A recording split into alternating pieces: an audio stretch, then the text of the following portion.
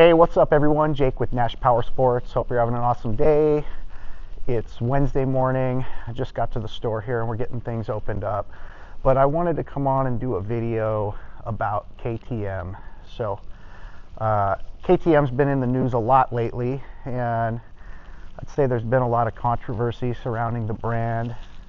But I think there's a lot of people out there that are really just kicking dirt on KTM unnecessarily. So I'm not being a fanboy because I work at a dealership that sells KTM or because I've had two KTMs myself. I just want to clarify some things. I see a lot of people that are putting very clickbaity type videos out on the internet, you know, implying that KTM is some kind of evil corporation and that they're going to be going out of business and such. It's ridiculous. So here's what I know to be true. Now, again, I've owned two KTMs. I had a Duke 690, which was one of the most fun motorcycles I've ever ridden. And I currently have an 890 Adventure R, which I've got 10,000 miles on. I've done the Washington and Oregon BDR on it, and I trail ride that bike frequently.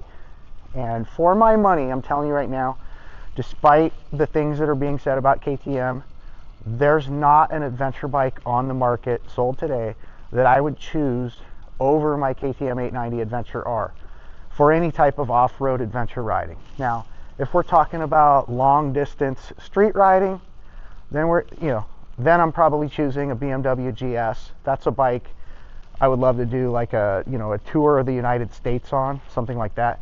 But if we're talking about real adventure riding, off-road adventure riding, there's no bike I would choose over my 890, and I mean that from the bottom of my heart. Let's talk about the cam situation first. Yeah, there's a situation with premature cam wear on the 790 and 890 engine. However, worldwide, less than 1% of the 790 and 890 engines have actually failed due to premature cam wear. And if you dive into it, a lot of those cam wear situations are the byproduct of dirt ingestion. And I actually experienced this on mine. Before I did the Oregon and Washington BDR this last September, I handed my bike over to the shop. I had them go through everything. So I went out with fresh oil, a brand new clean air filter with heavy grease on it. I had new brake fluid, new coolant. I just went through and made sure my bike was dialed. Anyway, 6 days of 10 hours a day riding off-road. On the final day of the BDR, my bike started running kind of coarse, and by the finish line of the BDR, it was running pretty bad. Made me nervous, so instead of riding it home, I had a friend come and get me and bring it back to the store in a box trailer. Turned it over to the shop. They opened up the top end. Turns out dirt ingestion caused my valves to become tight, and my bike needs a valve adjustment, or did need a valve adjustment. So we looked at the cams. There was no premature wear on the cams whatsoever.